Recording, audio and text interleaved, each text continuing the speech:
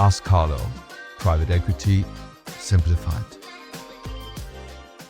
A sandal, cork-soled, 2 straps, no heel, designed in 1774 for foot health, not for fashion. Today Dior puts it on the Paris runway. Manolo Blahnik covers it in crystals and sells it for €700. It sells out in 12 hours. The company behind it is valued at €8 billion. The brand is Birkenstock, a 250-year-old German family shoemaker that somehow became one of the most coveted names in global luxury without ever calling itself a luxury brand. How did a sandal that your grandfather wore in garden end up on the feet of supermodels and in the portfolio of Bernard Arnault? The answer involves 6 generations of shoemakers, a CEO who refuses to chase fashion, and a private equity strategy so quietly brilliant that most people never noticed it happened. This is Ask Carlo, Private Equity Simplified. I'm Carlo Schneider. Last episode we explored Aman resorts and the world of private credit, the €2.8 trillion market that finances what banks cannot. Today we stay in the world of luxury, but we move from hotels to something far more democratic. A product that cost €45 in its simplest form and €700 in the most elaborate. A product that 250 years of craftsmanship made functional and private equity made fashionable. Quick disclaimer, everything I share is educational only. This is not investment advice. I am not recommending you buy anything. I am showing you how professional investors think. If you are new here, subscribe. Every Tuesday, one real deal explained clearly. In 1774, in a small workshop in Hesse, central Germany, a shoemaker named Johann Adam Birkenstock was registered in the local church archives as a shoemaker, a maker of shoes. It was the beginning of what would become one of the longest continuous family businesses in European history. For over a century, the Birkenstock family made shoes in the traditional German manner. But in 1896, Konrad Birkenstock, Johann Adam's great-great-grandson, invented something that would define the brand forever, the contoured footbed. A sole shaped not to the flat surface of the ground, but to the natural curve of the human foot. It sounds obvious today. In 1896 it was revolutionary. The innovation spread through Germany. Birkenstock footbags were supplied to shoe manufacturers and orthopaedic specialists across Europe. Then in 1963, Karl Birkenstock took the next step. He created the first Birkenstock sandal. 2 straps, a cork and latex footbag, and a simple rubber sole. Later named the Madrid, it was designed purely for comfort and foot health.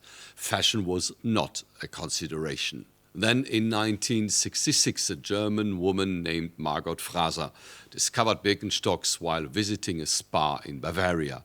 She brought them to California. In America, the sandals found an unexpected audience, the counterculture, hippies, artists, and environmentalists. People who valued natural materials and rejected mainstream consumer culture. For 3 decades, that was the brand. Comfortable, functional, vaguely alternative. Doctors recommended them, hippies wore them, fashion ignored them. I personally hated them. Then, in the early 1990s, something shifted. Kate Moss, the British supermodel who defined a decade of fashion, was photographed wearing Birkenstock Arizona sandals. It was not a paid endorsement, it was not a collaboration, it was simply taste, and it changed everything. Suddenly, the ugly sandal was interesting. Fashion editors took notice. The brand began appearing in contexts that would have been unimaginable a decade earlier. But Birkenstock, still family-owned and deeply conservative, did not chase the moment. The family kept making sandals in Germany by hand at their own place. By 2012, the company had grown steadily but modestly. Revenue was solid but unremarkable. The brand was respected but not aspirational. And then the Birkenstock family made a decision that have never been made in 238 years. They appointed a CEO from outside the family. His name was Oliver Reichert, and he arrived with a philosophy that would define everything that followed. He said, "We are not a fashion company, we are a food health company." The distinction matters enormously. A fashion company chases trends. A food health company with cultural relevance can set them. Reichert understood that Birkenstock's power lay not in following fashion, but in being so authentically itself that fashion came to it. His strategy had 3 pillars. First, premiumisation. Reichert steadily raised the average selling price of Birkenstock's products, not through discounting less, but through creating higher value products. The Birkenstock 1774 line, named after the founding year, became the vehicle for luxury collaborations: Valentino, Rick Owens, Jill Sander, Proenza Schauler. The Manolo Blahnik collaboration is worth pausing on. Manolo Blahnik, the most celebrated shoe designer alive, a man who has spent his career creating the opposite of a Birkenstock, agreed to redesign the Arizona and the Boston in velvet and crystals. The price, roughly €700 per pair. They sold out in 12 hours. That is not a sandal, that is a cultural statement. Second, scarcity. Reichert deliberately limited supply. He ensured that demand for Birkenstocks always exceeded production. No discounting, no outlet shoes, no fire sales. If you wanted a pair, you waited. This is the opposite of what most consumer goods companies do. And it's precisely what luxury brands do. Third, direct to consumer. Reichert shifted sales away from wholesale partners towards Birkenstock's own stores and website. This gave the company control over pricing, presentation, and the consumer relationship. Gross margins improved dramatically. Then, in February 2021, the private equity move arrived. L Catterton, a consumer-focused private equity firm jointly owned by Catterton Partners, LVMH, and Groupe Arnault, the family holding company of Bernard Arnault, acquired a majority stake in Birkenstock, the valuation roughly €4 billion. Let me precise about what happened here. Bernard Arnault, the chairman of LVMH, the world's largest luxury conglomerate, the man behind Louis Vuitton, Dior, Tiffany and Hennessy, invested in the cork-soled sandal from a German village. Through his family office, Financière Agache, and through L Catterton, the private equity firm his group co-owns. This was not charity. Arnault saw what Reichert had built, a brand with 250 years of authenticity, a product with genuine functional superiority, a customer base that spanned counterculture to couture, and a management team that understood that scarcity, not ubiquity, creates value. In the language of private equity, this was a category-defining consumer brand with pricing power and margin expansion potential. In plain language, a gold mine that most investors had overlooked because it looked like a sandal. Under L Catterton's ownership, the strategy accelerated. Revenue growth from roughly €1.2 billion in the year of the acquisition to €2.1 billion by fiscal year 2025. The EBITDA margin reached 31.8%. The gross profit margin sits at roughly 60%, a figure that normally associate with luxury goods companies, not footwear manufacturers. And here is the detail that truly separates Birkenstock from most private equity stories. Over 95% of all Birkenstock products are still manufactured in Germany at the company's own factories in Rhineland-Palatinate, Saxony, and Mecklenburg-Western Pomerania. In 2022, the company invested 100 million in a new factory in Pasewalk. This is not a brand that moved production to Asia to cut costs. This is a brand that doubled down on made in Germany as a competitive advantage. In October 2023, L Catterton took Birkenstock public on the New York Stock Exchange. The IPO valued the company at roughly 8 billion euros, double the acquisition price just 2.5 years earlier. The debut was not smooth. The stock fell by 12% on its first day of trading, closing at roughly 38 euros per share against an IPO price of roughly 43 euros. The market was skeptical, too expensive, too niche, too dependent on a single product category. The market was wrong. Within a year, Birkenstock shares reached an all-time high of roughly 61 euros. Revenue continued growing, margins expanded. In May 2025, L Catterton sold roughly 870 million euro worth of shares while retaining a 72% stake. The private equity firm's investment, made at a 4 billion valuation, was now worth multiples of that. The pattern here is instructive. Moncler, which we covered in episode 1, followed a similar trajectory. A European heritage brand repositioned as luxury through operational discipline and selective collaborations, taken public at a premium valuation. Birkenstock proves the model is repeatable. The ingredients are genuine heritage, product authenticity, scarcity management, and the patience to let fashion come rather to you than chasing it. The story has a delightful irony. The ugliest shoe in fashion became one of the most valuable brands in private equity, not by becoming beautiful, but by staying exactly what it always was, a 250 years old cork-soled sandal made by hand in Germany.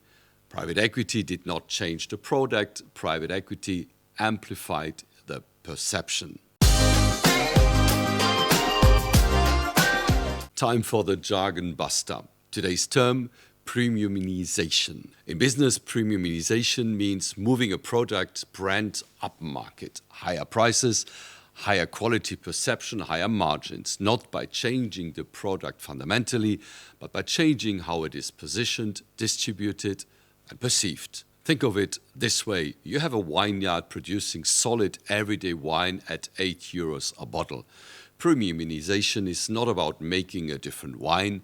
It is about selecting your best grapes, limiting production, redesigning the label, placing it in better restaurants, and selling fewer bottles at 35 euros each.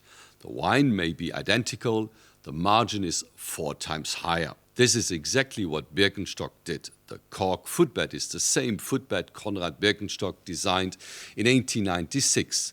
The sandal is the same sandal Karl Birkenstock created in 1963, but the perception, the positioning, and the price have been transformed. And the gross margin went from solid to extraordinary, roughly 60%. Time for Ask Carlo your question. This week's question comes from Elise in Brussels, who asks, why would Bernard Arnault's private equity firm buy a sandal company? How does that fit with LVMH? A sharp question, Elise. L Catterton exists precisely for brands like Birkenstock. Consumer companies with heritage, authenticity, and untapped pricing power. LVMH cannot buy every interesting brand directly.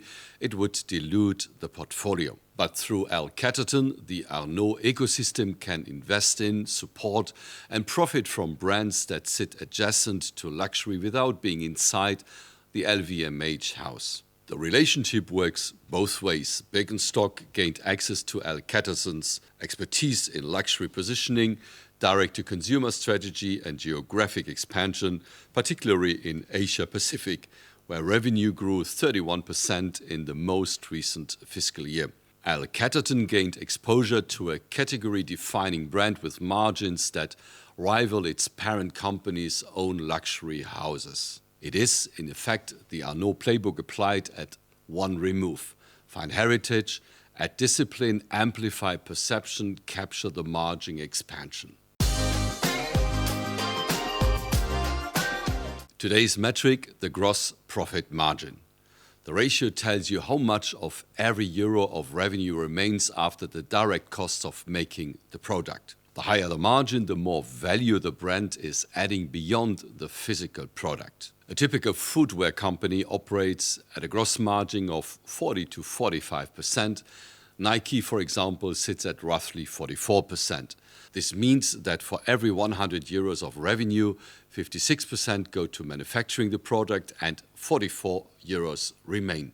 Birkenstock's gross margin is roughly 60%. For every 100 euros of revenue, only 40 euro go to production, 60 euro remain. This is not a footwear margin, this is a luxury goods margin. LVMH fashion and leather goods division operates at roughly 70%. This single number explains why L Catterton paid 4 billion euros for a sandal company. A 60% gross margin combined with 20% annual revenue growth creates extraordinary value. The market is not paying for cork and leather, it is paying for 250 years of heritage, scarcity management, and the most powerful brand transformation in European consumer goods. Here is the insight. The most powerful brand transformations are not the ones where private equity changes everything. They are the ones where private equity changes nothing about the product and everything about the perception. Birkenstock is still a cork-soled sandal made by hand in a German factory. It was that in 1774 and it is still that today.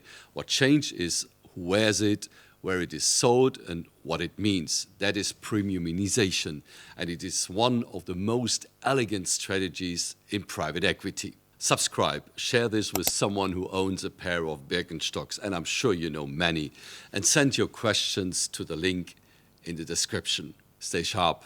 Ask Carlo. Ask Carlo. Private equity simplified.